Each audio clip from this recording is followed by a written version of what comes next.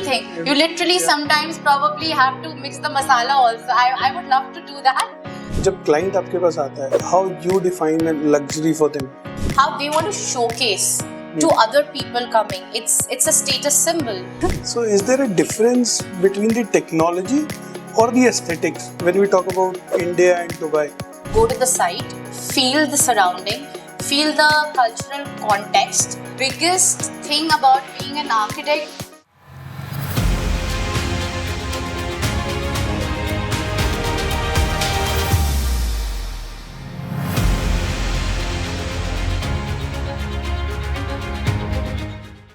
Hello everyone, welcome to the Design and Build show where we celebrate each and every win of our architects and designers.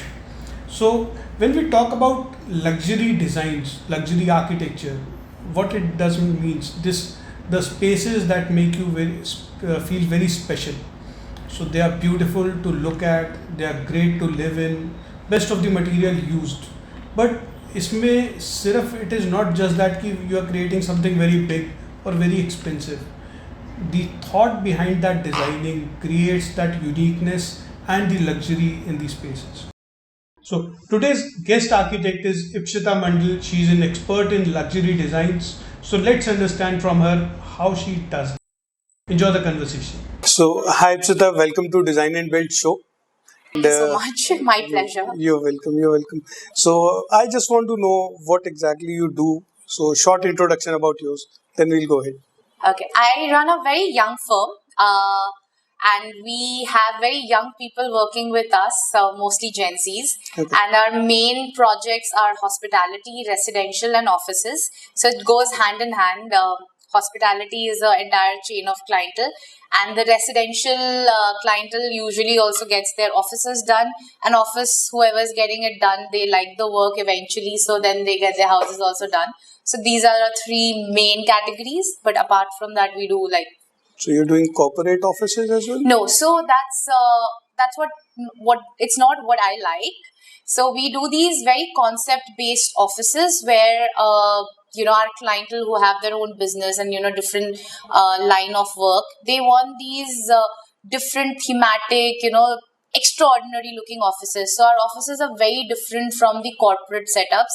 They have a story towards, like what the person is working on, what is their personality. So we translate that into an office interior. That's great. So I just want to know how you came into the architecture, how this all started. Oh my God, that is very special to me. I was 9 years old and there was a model making competition in my school. Somehow it just happened that I chose to do the Eiffel Tower as the model. Okay. And it was a difficult structure. So we prepared for it and luckily I came first. That is where I think I had that whole thing about model making and architecture. Okay. And by the time I was in 10th, when you have to choose between your, which stream you will go, yeah. I think it was a short thing that I wanted to do architecture because I was already inclined towards science, and from that, model making stage to, where I've come, my artwork and all those aesthetics that, I had accumulated over time in school. It was a combination of science and art. So I think I was born to become an architect. That's very nice. So when we started talking, I was very curious. You are continuously using the word luxury architecture. Right. So I just want to understand that. Because मुझे नहीं पता इसको बोलते क्या. Right. I think it was also inbuilt into my entire growing up. I grew up in Dubai. So at the age of 5, I moved there and I literally saw the city grow from a desert. Okay. So at the age of 5, there were only 3-4 buildings on Sheikh Zayed Road, which is the main road of Dubai. Okay. And by the time I went into architecture school in Delhi, SPA, I didn't do it in Dubai then. The city was transformed, and the places that I've gone to, malls or my own house or friend's house, they were way beyond the time where India was at that time. So it was inbuilt into me, aesthetics, luxury, how everything should be well finished, because Dubai is known for the kind of architecture that people see. So when you see all of that, I think it just becomes a part of you that luxury and aesthetics is just inbuilt. So and today I do that kind of work and I thoroughly enjoy it. I get clientele who really want that kind of aesthetics and they aspire to have a lifestyle which speaks about comfort, aesthetics. Right. So that's how it is. So, is there a difference between the technology or the aesthetics when we talk about India and Dubai? India and Dubai, I would say there is the technology part of it, but Dubai is also very strict with the kind of people that they hire to get the work done. Like they are taskmasters. I would say the leaders of Dubai had a workforce where people knew that you need to do good work. But in India, I think because of the kind of democracy and laid backness, we are not able to achieve that kind of finishes or quality, or we are not very aware of technology, and rather I would say uh, the people who have homes or offices, they are not aware of certain technologies yet, but people who are there in Dubai, they actually imbibe a lot of technology. They are very gregarious, I would say, how the leaders of Dubai have grown their city. But there is a little lag in India based on the technology available. Right. Though it's there, we can get it, but there is a cost to everything as well. So that's how I think we are different. Right so जब हम luxury define करते हैं सो luxury define मेरे लिए अलग है I have a separate definition इनके लिए अलग है आपके लिए अलग है सो जब क्लाइंट आपके पास आता है how you define luxury for them क्योंकि we are saying that we are working on luxury architecture Right. तो how you define that for them और हाउ दे एक्सप्लेन यू कि मुझे ये चीज़ चाहिए. Right. So when a client comes to us and they say that they want a design, I sit them through and I educate them that this is how we work and this is what it means to me. Unless and until we are at the same page, things will not work out. So for me, if I say luxury, it means sheer comfort. So, take for example luxury interiors. It's not the brand name of the items that is in place. There is a certain clientele who would look for extreme brands to be there in their house as a part of how they want to showcase to other people coming. It's a status symbol. But in a more metaphorical way, I would say luxury is sheer comfort where early in the morning you want to sleep a little longer. At the click of a button from your phone or a remote, your curtains should give you the different percentage of sunlight coming into your room.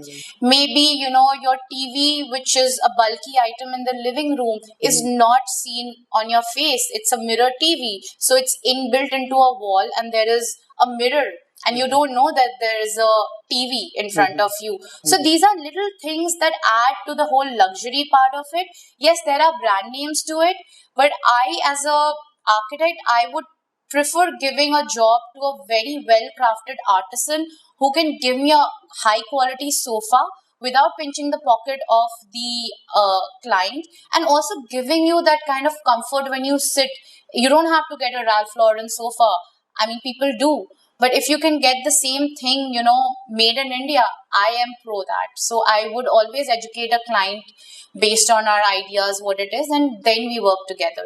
But as a client I only have brands in my mind जब मैं luxury की बात करता हूँ मुझे branded चीज़ों में दिखता है कि this is luxury so how you mould them और how you explain to them कि ये नहीं ये करना है हमें. So we usually get into a dialogue if the client is very fixated on a very stringent thought process and they want that, maybe I'm not the architect for them, because you can only create magic when the client and the architect are on the same page and they have the same thought process. We can always give whatever a client wants, but we are very selective. If the client understands the real sense of architecture, it's not just putting names and brands. There should be a value addition to what comes into your house. And primarily I would say an architect's job is to save the client's money also. Just because they have the money, you can't just put gold everywhere, Correct. right? If I can achieve a better aesthetics with silver, just metaphorically saying, then why not?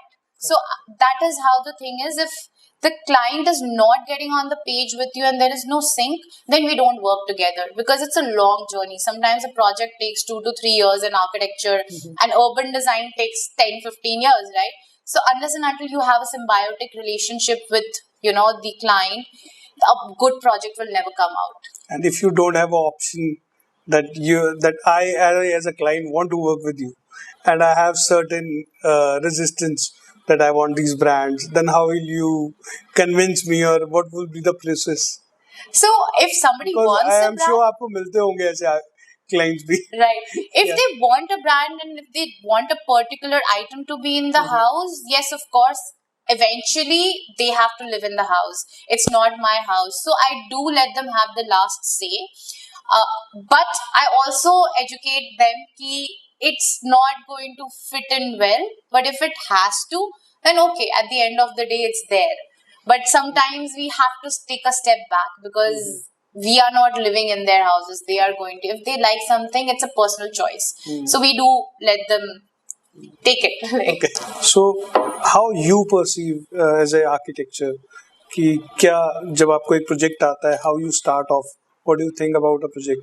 If I say about the architect's project, एक building बनानी है, so how you start off, how you think about it? So the very first thing that you have to take into account when you get an architecture project is to go to the site, feel the surrounding, feel the cultural context, talk to a few people around what they are doing, what's the activity like around the house. Say for example, we are doing a hotel project, and we need to study what kind of people are going to come, the movement, the patterns. So being at site to start the project is very important, and that's the main crux of it. The second part is to take the brief from the client, whether he's the investor, whether he is, going to be a big part of the whole project, like the hotel project, if it's his brand. How do you want to make the building so that it speaks of the main client? Like, take for example, Oberoi's, they have a name. Taj, they have a name.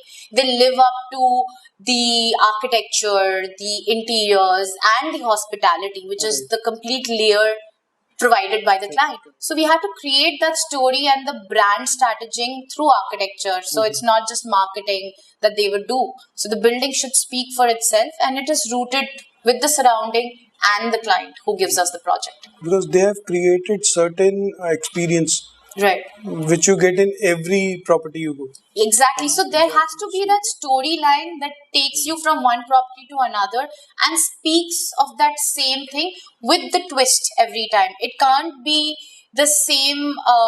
Take for example KFCs. Every KFC looks the same everywhere. Yeah. But when we look at Starbucks, if you study the projects of Starbucks, in very exotic places, the Starbucks gets molded into that city space that they are creating. So there is a stark difference between a KFC kind of brand, which is also American, and then Starbucks. They deal differently with architecture and interior. Their architectural setup in a exotic location is completely molded to the city, the people, and it creates that vibe. So I think even for Indian projects that we do hotels, it can't be just a cut, copy, paste. It has to connect like a movie. Every scene should be different. There should be like, oh, I saw this in the other property, and now this thing is here, but it's still very different. But the essence is the same. So it's like giving soul to a building, right? Every building will have its own persona, but they are all connected in the same family.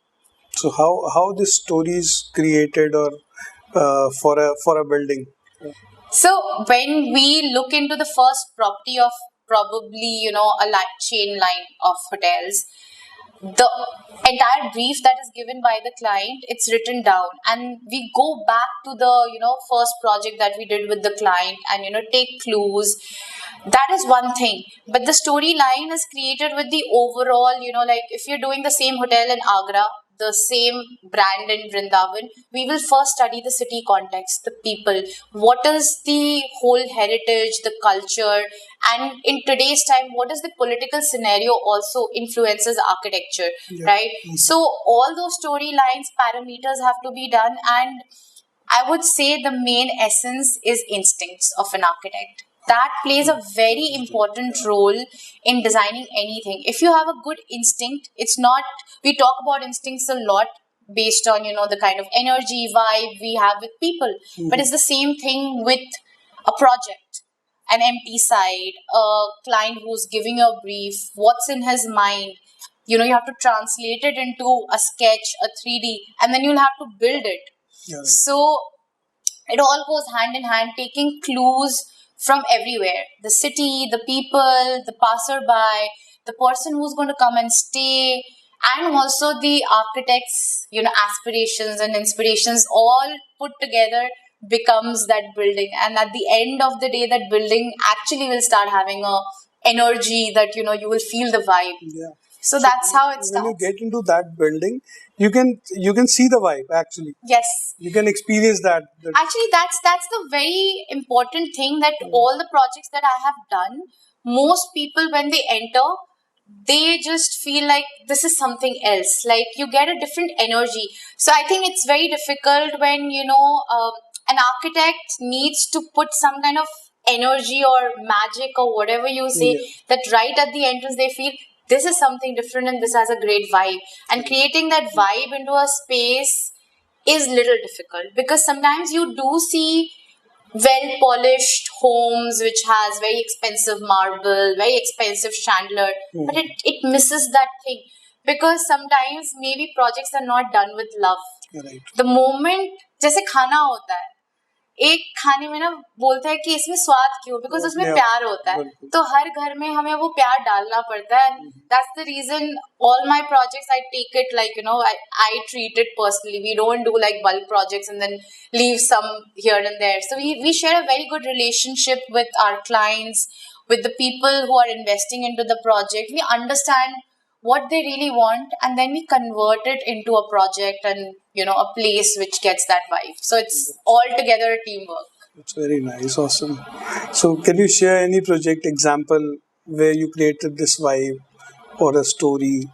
So it's been there every project. I think one of the residences that we did in Ambience Tiverton, it was a luxury interior. The client didn't have much idea of what they wanted. They gave me bits and pieces of clues. But when I started adding on layers to it, they started liking, oh, we could do this also in the house and that also in the house. And, when the 3Ds came out, they really liked it.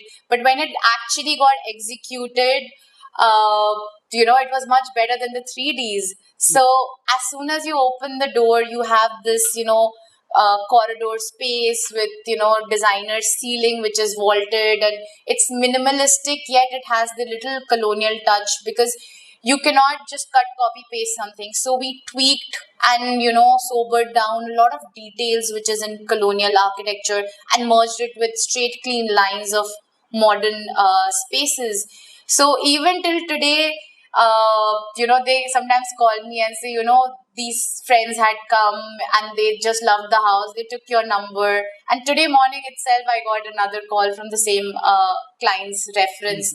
So right at the entrance, when you open the door, it just should feel wow. But I believe the wow shouldn't be spoken. It's a feeling. It's an emotion. So most of the time, if somebody, enters a space which is office or residential, they should become numb, and that's the best compliment ever. They don't have to say wow at that moment. They will eventually, after they have absorbed the energy and everything. And I think that's the best compliment, when people enter and they are speechless. They don't have words to explain. Yes. That, but they can feel that Yes. vibe. They can enjoy that. When you create that strong vibe in any space, it should not let you speak. It should pause and you should feel. and then only you can absorb that, okay, this feels great, this is a vibe or energy that I like. So that is how it should be. There should be no words. So I've been studying a lot of architects, their work. सब लोग किसी ना किसी चीज़ से inspired हैं. Some are inspired by their senior architects. कुछ लोगों को आर्किटेक्चर के डिफरेंट जो स्ट्रीम्स हैं उससे इंस्पिरेशन मिलता है. So what, how you get inspired? What are your inspiration? I get inspired probably through nature, through music. I like pausing. So I take a lot of time in the day. I do very little work throughout the day, I believe so. Okay. But people say I'm a workaholic. But most of my inspiration comes from, absorbing the surrounding. I look at things from a different perspective. Also, I think understanding people's behavior, how they run their daily life. Being an urban designer, by degree, I take society, surroundings as my inspiration to be able to translate into design. Apart from that, I think the more you watch cinema, you read books, it gives you different perspective and thought process of doing the same work that is just any other person could do. So there is that balance of getting exposure from everything around you as inspiration. Per se, I don't have any favorite architect because I believe everybody had their style in the past. I would say Zaha Hadid as one of those prominent architects who could change the way we perceived architecture. I really liked her resilience, her grit of getting things done which looked impossible, and she set a legacy. So in that way, as an architect who has changed thing around, I would give it to her. Apart from that, we have very famous architects in India, B.V. Doshi. There Charles Correa, who's come into India and created this whole game changer kind of scenario. However, they have a style. It is timeless. There is a legacy. They have a style, and they are all very prominent architects that we can look up to and study from their work. So I study from nature, I study from music, I study from everyone around. So I'm very sensitive to things around to be able to design better. And I think that is one of the greatest strengths an architect should have, keeping all the five senses open to be able to absorb and translate things better. So if I share a case study or if I create a case study कि beauty and utility दोनों अलग अलग चीज़ें हैं, और मेरे लिए beauty है कि भाई मुझे बहुत बढ़िया सा बड़ा सा घर चाहिए, डबल हाइट होना चाहिए, बहुत अच्छे कलर्स होने चाहिए, उस पर बहुत बढ़िया फर्नीचर होना चाहिए. एंड लेकिन मेरे घर पे हैं 2 ही लोग और घर है मेरा 10 बेडरूम्स का. सो यूटिलिटी और ब्यूटी ये दोनों चीज़ें बैलेंस आप कैसे करते हो? क्योंकि क्लाइंट को तो मेरे पास पैसे बहुत है, मुझे बहुत बड़ा बनाना है, मुझे दिखाना है कि देखो ये इतना बड़ा घर है मेरा, एंड बट उसकी यूटिलिटी नहीं है. सो how you create that balance? Okay, creating balance between utility is actually the job of an architect, right? Anything that will have a function will have a form as well. And there is a big debate in architecture that form follows function, and then there is another group that talks about, function follows form.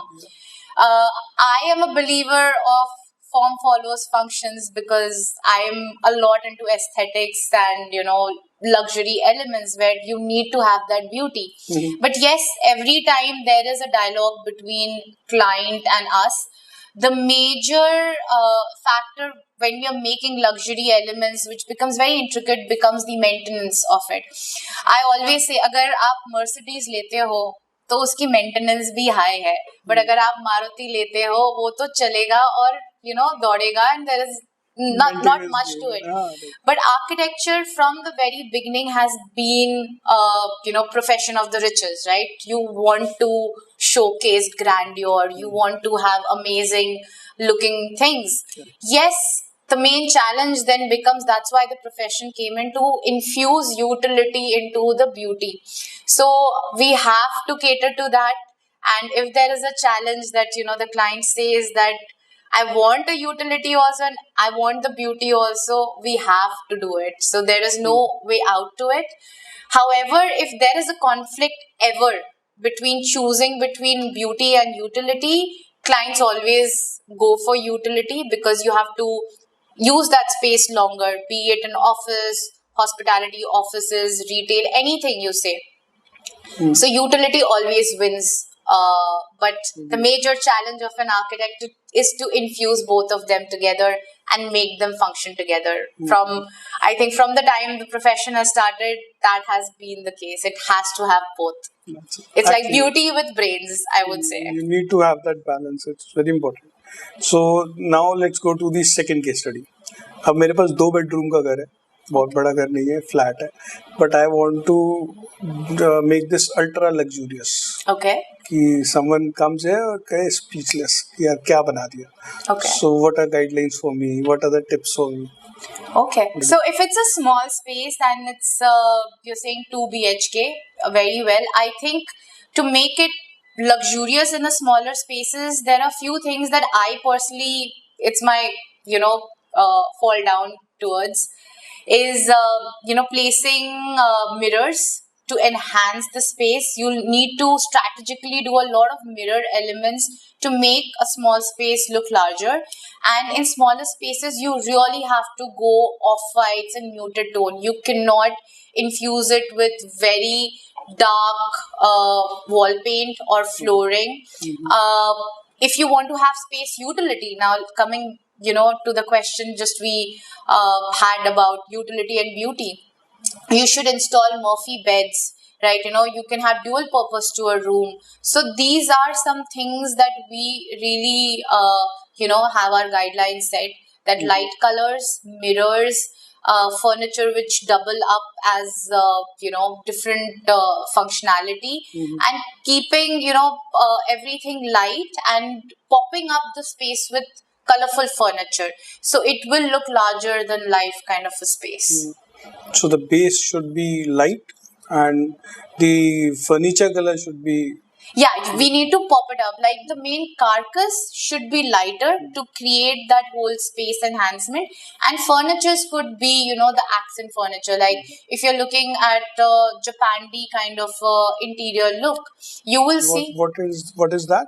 So Japandi is a mix of the two styles, Japanese and I'm forgetting the other one. Okay. Scandinavian, right? Okay. So it's both are similar, but Japanese is more, it has utility, functionality kind of thing, and the Scandinavian is all materials, light, looking, houses which, pine wood, light spaces. So they are very minimalistic design. Both of them are same. So, when you have essence of both characteristics from these different cultures, now there is a new style called Japandi style in interiors. I mean, you know what, you can create whatever you want in architecture and the name comes up eventually. So these are majorly for small spaces, very cute homes where, you can feel ki, you have designed it also, and yet it's not overpowering when it's a small space.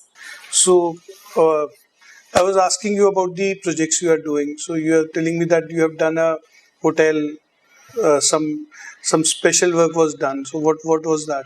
So 12 years back, that was my first project.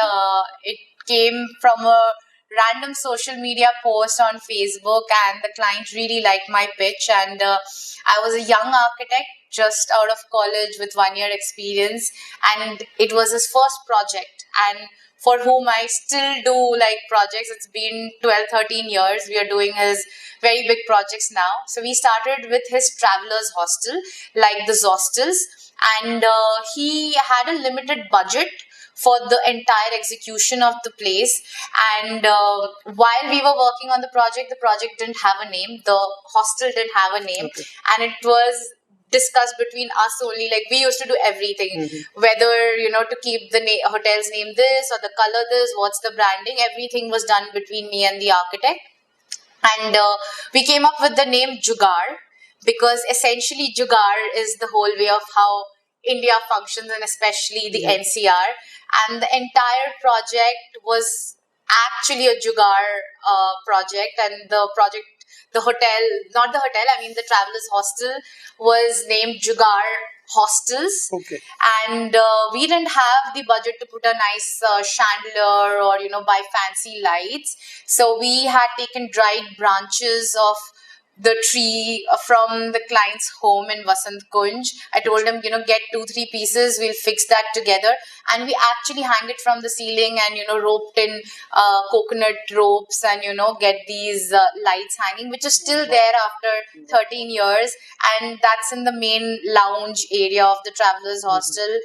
Then, we didn't want to spend much money on finishing the walls, so we just did the plaster, and after plaster we actually hammered some parts of the plaster to make it look like a texture paint. Okay. And we just put the gray color to make everything feel that we have done it. So I would say it's part of sustainability also. You're not using so many materials. Correct. Even for flooring, we took cut pieces of kota. We took cut pieces of white marble, and we created herringbone pattern with all the cut pieces, and it just looks amazing. We used the most versatile stones for the flooring. Even the furniture for the lounge, we used Euro crates. We literally got them in bulk, and we got it scrapped and polished, and just put those mattresses that you would actually find on the street, people who make mattresses. So it was all Jugaad, and that project is now it's like after 13 years also, that's a hot seller. Like foreigners come live there.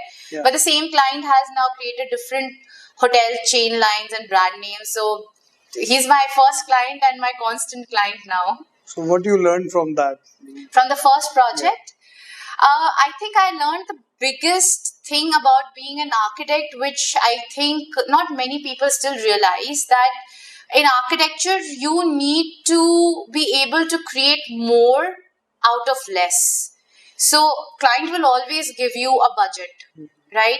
You need to give them more within that budget, and it's always this thing. You anywhere in life, I think when you are given something, you should make more out of it. Right. So that was the biggest challenge, and doing that project was difficult. Like creating so much out of so less is the biggest challenge an architect can take. So I learned this in my first project, and now I implement that in my luxury projects as well, because it's hard-earned money for the clients, and you need to bucket it and utilize it and educate them ki put this money in this and not this. Like, we'll have to bucket finances even within a house or an office. Which room should look the most extraordinary, and where we can bring down the cost, and what kind of materials we can choose to have the same effect. So that was my biggest learning from my first project, and I think it was the best start of the career, I would say. That is great. So I have a problem to share. Okay. So आपने देखा होगा builders flat आजकल बनते हैं. So we have repeated flows on it. तो we are spending a lot of money on it. क्यों client भी लेता है तो 2 करोड़ 5 करोड़ का floor होता है. But it looks very dumb ऐसे कि बिल्कुल exact same repetition आ रही है और कोई feel ही नहीं आ रही है आपको. So उसका इलाज क्या है? What is the solution to this? कि a builder, what should he do? वो तो है ही कि he should hire you for this to do this. लेकिन अगर वो नहीं करता, so what is the thing he can give to the client कि client को भी लगे कि हाँ मेरी कुछ इसमें uniqueness है मेरे इस floor में मैंने लिया है तो. That's a very, very on point question for me, because I'm doing 4 builder projects in Gurgaon right now. Okay. And I'm dealing with, different builders, and there is different mindsets of different builders. So one of my client, he's very pro doing something unique. He knows the value addition of an architect, doing a builder floor. Otherwise, it's a very typical rundown money-making business.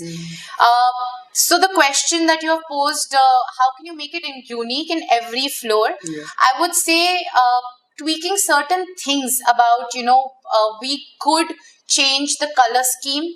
We could change the lighting inside based on, what kind of a little tweak we do in colors. We could change the light fixtures that are coming in within the same budget. However, there is a technical problem with this thing, because when a builder is making 4 floors, he needs to order in bulk. He can't keep changing the specifications for every floor. So that is his pain point, which I have understood. However, if as a person who is purchasing the house can add value to it a little more, is by tweaking colors, adding little moldings in the house, which could be done by the person who is buying the property, and changing the light fixture styles, like I think track lights are very in these days. It's sort of, it's not that polished look, but it gives that little edginess of the young millennial generation who are the main house buyers these days. Then we could have these very modern chandeliers. You should not repeat the same light fixtures everywhere. And if at all, if the stone combination, this becomes an extra added work for the architect.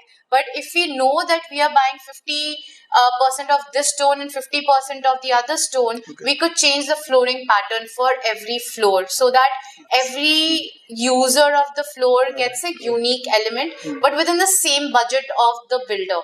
So as an architect, you have to balance everything. The builder doesn't want to pay more, but the architect also needs to be creative, but the architect also needs to save their time on the project, because it's a set standard builder project. So I think these little tweaks can really change, how each floor looks. And of course, the elevation matters. That is the crux of the whole thing, that your balcony should look special, and also the above balcony should look special.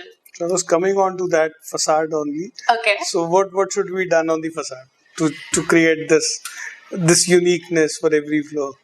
Okay, so creating a uniqueness in builder floor, one thing that I have seen while discussing with my clients, the builder clients, is that if we can reduce some portions of the balcony, usually they want to give entire balcony, every floor, then it becomes monotonous. So if we start cutting and, cutting at strategic places in the elevation, we can get very nice dynamic elevations. But it's that give and take between losing out a little balcony space to creating that add-on value. So if you see most projects, the aesthetic value comes out when you leave a lot of space in the front, back, creating gardens, courtyards. But that means you are losing out on land also.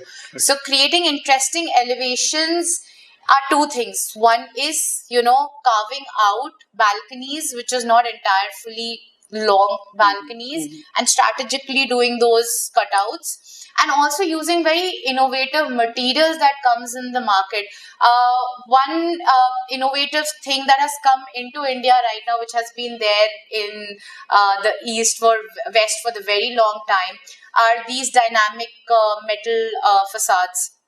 Right, so they run through the wind and they create a very nice wind chime effect in the house, which I haven't seen yet in a builder floor. It is a little expensive, but we are doing that for one of our hotel projects, where when the wind is moving, your metal sheets are moving, they create a pattern, and yet they have a sound to it. So you're blending in nature. It's like, the leaves rustling. So if builders can take in a little budget out to make things beautiful, I think we can have a beautiful city, all together, all these builder floors coming together could have some sort of, a soul to it. So I can imagine this facade, as you explained that, na, ki hawa aayegi aur wo chalega, so this will look good. Yes, it is. So it's getting implemented in India a lot, but it's been there in the West for a very long time. There's this H&M building in Oxford Street in London. So that's when I first saw in 2015. And it was just great. Like, the wind is blowing, it's rustling. You hear a faint sound of those metal, and with all the people walking on Oxford Street, it's crowded, the chitter-chattering of, the public, it just adds to the nature, I would say, the city life. So if such things could be implemented in our builder floor spaces, I think it will be a great value addition. So what's your take on AI? आप use कर रहे हो अपनी practice में? Is it having a positive or a negative impact on the practice? So I deal with a lot of Gen Z architects. We have a very young group of team. So they love using AI. Sometimes when I say that, this render needs to go out within like 2 days, they will give it to me in like 10 minutes. Ki, ma'am, here, we've done with the render. And then when I look at the render, I see, oh, my toilet doesn't look like a toilet. Why is a wooden flooring in the living room and a marble flooring in the bedroom? So I don't think AI can really take over the architect's job. However, if somebody uses AI intelligently, I think they will save time on work. We have tried, these different AI renders and mid journey kind of thing, but they are, I would say, that is not a real architect's intellectual work. I wouldn't term it as intellectual property then. Like, you are prompting it, but it's the computer generating for you. So can an architect really take pride on their creativity by using AI? I personally wouldn't. So we don't use AI so much. We tried because my team was very enthusiastic about, getting things done on time. But there is a different charm in doing things on your own from scratch. Like, it's like instant food from the market will never beat a food that you chop and, put the right masala and cook it with time and serve it with the thing. That effort and that thing will never beat something off the shelf from the market. So I think AI is such. It's a good support for conceptualizing the design. It is, but I think if you really have an idea that you can translate and prompt it well to the AI, your work would be enhanced. But I totally believe that people should really spend a lot of time on it to understand that thing and then master it. But I don't think that it will ever, surpass the architectural creative mind thinking. It can be a good asset. It can be a good support for you, for the architects. Yes. So now, last question for the day. Okay. So I want some tips for the architects, budding architects who are coming out of the college and just started the work, and the people who are in college and gonna be architects very soon. So what are the tips for them? Oh, that's my favorite question. Because I mentor a lot of students, been teaching also for a long time. People who are already in college, I would say at this time you should gather as much knowledge as possible in terms of skill set. Learn most of the softwares and understand which software is really, their thing, right? Be it an Illustrator software or a Rhinoceros software. And if they can master softwares that are coming into the market, it would become a great asset for their coming into the industry. However, they should be well versed with all the past software, which things like AutoCAD and SketchUp should be like, you don't even have to tell them that you have to be very good at it. And after that, when people come into the industry, I think the best thing is you need to really understand your team, your seniors, how they are functioning, because everybody functions differently. And till the time they are there in the office, they should be able to observe their seniors, how they are working, how they are talking to each other, how they are dealing with clients, which is a very important thing. So when you are on job, you don't start learning skill sets. That thing should have already happened in the 5 years of architecture that you do. But when you're on job, I think the main thing is to understand how everybody is functioning in the office, how they deal, what's the day-to-day thing, how a person designs, what are the steps to design, what are the timelines to, do a job. Maybe a fresher would be doing a task which he doesn't know the steps, so he's taking a month to do it, but actually it probably takes 2 to 3 days. And this is what I have observed in people coming, right out of college and understanding. They take too long to do something, but if they already have the skill set developed from college, they should know how quickly to churn something out and present it. But totally when they are on job, the only thing I would suggest the youngsters is observe your boss, observe your senior architects, observe how they deal with vendors, laborers, clients. There are different tones, there are different ways of handling people, and people management is the most crucial thing. It's not just handling the client, but it also handling how to get the job done on site by talking to the labor in a certain way, be it strict or be it with mollycoddling. You need to get the job done. So while on job, you need to be that. Okay. And what about the architects who are working or started working on their own? Independent architects. Independent architects. Yeah. So I have observed another thing. Lot of people just jump straight into opening their offices right after college. I believe that will be a very hard thing to do, because you don't have the backing of how drawings are made, how to deal with clients, unless and until you have a family background of architects supporting you in that. So young architects who are starting on their own, you need at least 5 years to be well groomed to be able to handle that kind of a stress of opening an office. Because when you start an office, it's not just drawings, and it is not just giving submissions and deadlines. You have to handle the temperament of a client. You have to take their bad days, good days. You also have to socialize with them. You will also have to request time when you know that you're not finishing something on time, so that you have to make friends with them also. And that is just one part of it. Apart from that, if you have a team, you have, in an initial phase, you have to be the accountant, you have to be the HR, you have to be even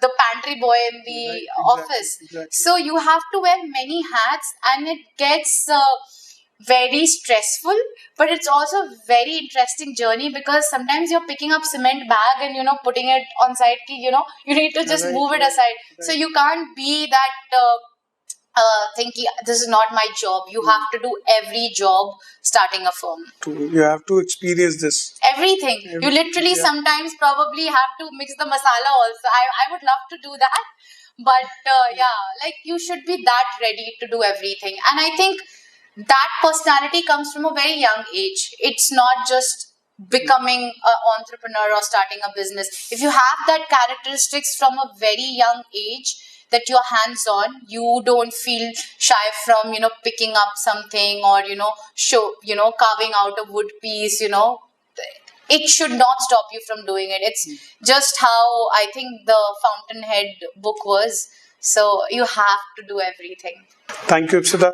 It was great talking to you. And, it was my pleasure. I loved answering all your questions, and you changed my perspective of luxury architecture as well. Really? Okay. Yeah. So I hope next time we'll start a project, तो हम इस चीज का ध्यान रखेंगे how everything goes. And thank you so much. It was great talking to you. Thank you. My pleasure. Thank you. Bye bye.